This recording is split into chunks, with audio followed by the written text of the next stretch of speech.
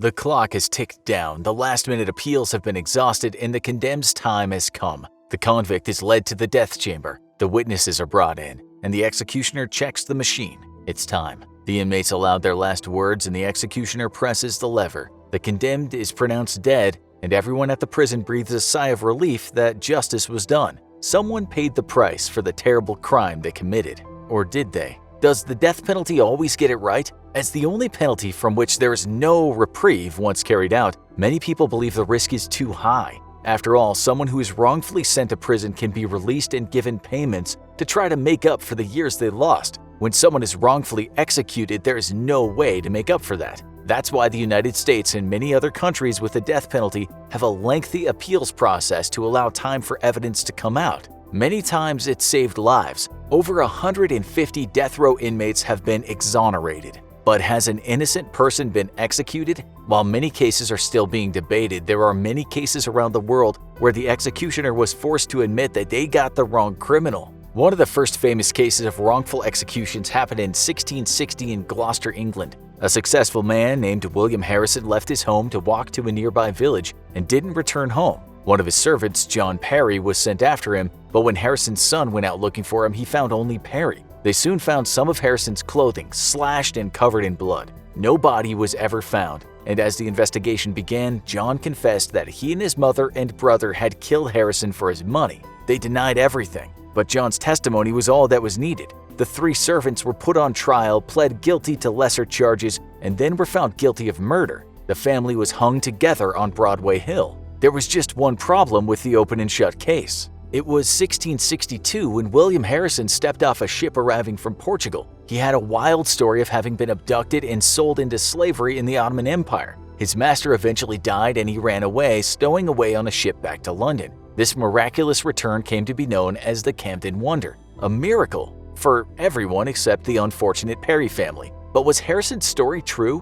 Why did John Perry confess? Although historians have cast doubt on Harrison's spectacular tale of his whereabouts, this bizarre wrongful execution remains one of England's biggest mysteries. But it would not be England's final wrongful execution. The year was 1949, and the Cameo Theatre in Liverpool was one of the city's top entertainment centers. That is, until it became the site of a brutal crime. Cinema manager Leonard Thomas and his deputy Bernard Catterall were counting the day's earnings when a masked man stepped into their office. He robbed them and fired and killed them both. As the staff arrived, the killer made his escape down the fire escape. Two local men with a history of petty crime, Charles Connolly and George Kelly, were quickly arrested. They claimed to have never met each other and produced alibis, but they were charged nonetheless. Kelly, charged with being the shooter, was eventually convicted after multiple trials and sentenced to death, while Connolly pled guilty to lesser charges. He was executed in March 1950. That was only the beginning of the strange turns in the case. Many of the witnesses who claimed Kelly as the killer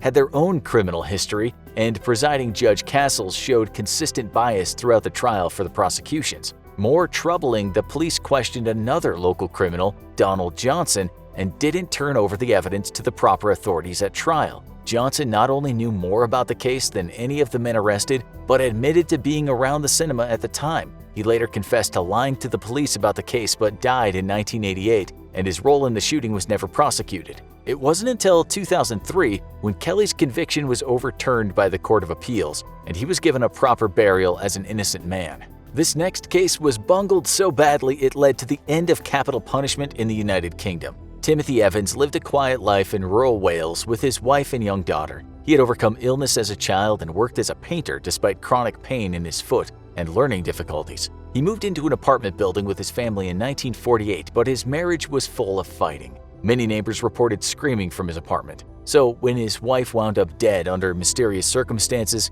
he was suspect number one. When he mentioned his wife had taken a drug to have an abortion, which was illegal, that only made people more sure he was guilty. Then came the horrifying discovery of the body of his baby daughter next to her. Evans was quickly put on trial, and with the testimony of his neighbor John Christie, he was convicted. He was executed March 1950 by hanging. But 3 years later, the case took a horrific turn. When John Christie left his apartment, a new neighbor moved in. Multiple bodies were found hidden in a secret room of the house. It was revealed that Christie was actually one of the worst serial killers in Welsh history, and the Evans family were two more of his victims. Christie was soon executed for the murder of his own wife, and with it, the Evans case attracted new attention. Although Christie had previous convictions for assault, he was never seriously looked at as a suspect in the initial killings. Evans was eventually pardoned in 1966, and the outrage over the execution of this simple, troubled man led to capital punishment in Great Britain being abolished in 1965. One thing many victims of wrongful execution have in common: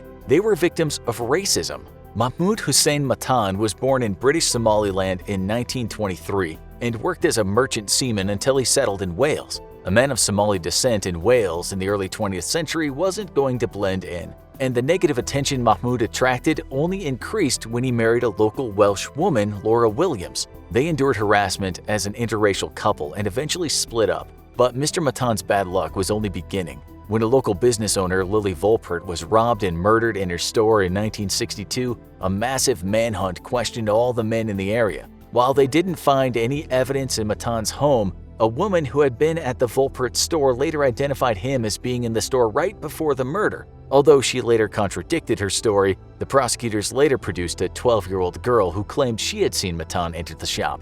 The evidence was thin, but that didn't matter. Matan was quickly convicted despite there being no physical evidence linking him to the crime. His own attorney's closing speech was racist, claiming Matan was a semi-civilized savage. Matan's appeals failed, and he was executed less than 2 months after his conviction. After his death, both another man seen near the shop and one of the witnesses were convicted of violent crimes that resembled Volpert's murder. While Matan's family attempted to appeal the conviction posthumously, the government decided not to reopen the case. They did allow the family to move the body to a Cardiff cemetery in 1996. His headstone read, "Killed by injustice," and a later commission appointed by the government found his conviction was flawed. In 1998, his family became the first family of a wrongfully executed person to receive a cash settlement. Matan was far from the only racial minority executed unjustly. As we head across the Atlantic, the year was 1862 and the Dakota War was raging. In the middle of the United States Civil War, another smaller war boiled over as Dakota natives fought with the United States government over broken tariffs. Hundreds of Dakota soldiers were captured and tried by military tribunals for their role in the attacks on settlers. Ultimately, 303 men were sentenced to death. Among them, Wiechek Washtadonpi, also known as Chaska. He was known for abducting Sarah Wakefield and her children, who he protected from attacks. Many rumors spread that he and Sarah were lovers, but he was convicted for murdering a pregnant woman in a raid. Hope was in the wings as Abraham Lincoln was reportedly sympathetic to his case. Lincoln was known for his liberal use of the commutation power, and he reversed all but 38 of the sentences for lack of evidence. Chaska was one of them, but he was executed by General Henry Sibley anyway. Sibley claimed he had simply never received the pardon, making Chaska's execution a tragic mistake. Or was it? Many speculated that Chaska's relationship with Sarah Wakefield made him a target, and the general wanted to make an example. Today, pressure from Native American activists for a posthumous pardon for Chaska continues to grow. In the 1800s, executions in the American West were common, and it didn't matter who you were. Shipito Rodriguez wasn't your typical convicted murderer. A Mexican-American woman who ran a makeshift lodge for travelers. She was 63 when she had her brush with the law. A trader named John Savage was found dead from axe wounds, and she was accused of killing and robbing him. There was just one problem. The money she was accused of taking was found on his body. She was indicted along with a man named Juan Silvera, who many suspected was secretly her son. She refused to testify in her own defense, maybe to protect Juan, and was convicted. The jury clearly had their doubts, as they recommended life in prison, but Judge Benjamin Neal was a hard-nosed man and he ordered her hung. But her execution would not be the end of her story. Rodriguez's last words as she was executed were "No soy culpable," or "I am not guilty." Her execution became part of American lore, as many in the area claimed to see her ghost wandering the desert with a noose around her neck. Books, newspapers, and operas have been written about her, casting her as a victim of racism who may have been trying to protect her son. Although no formal review of the case ever happened, the Texas legislature passed a resolution condemning her execution in 1985. No, there is no safety from wrongful convictions, not for the elderly and not for the young.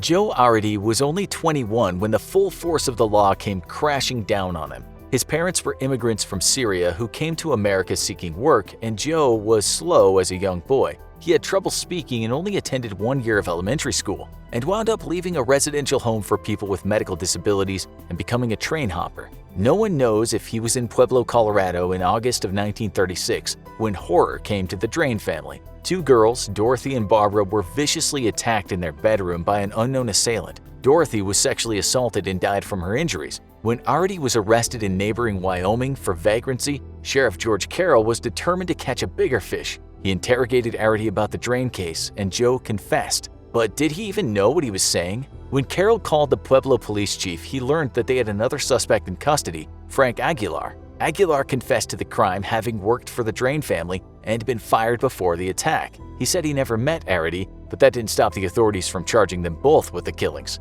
The only piece of evidence they had against Artie was his false confession, and doctors said that Artie only had the mind of a 6-year-old. Both men were sentenced to death, and Artie's attorney Gail Ireland fought for years to save Artie's life. Those on Colorado's death row stated that Artie was the happiest prisoner, as he likely didn't even know what was about to happen to him. He played with a toy train until he was taken to the gas chamber. While it was too late to save his life, he received a posthumous pardon in 2011. Most wrongfully convicted people are bystanders or unrelated to the crime, but this next person may have been the victim.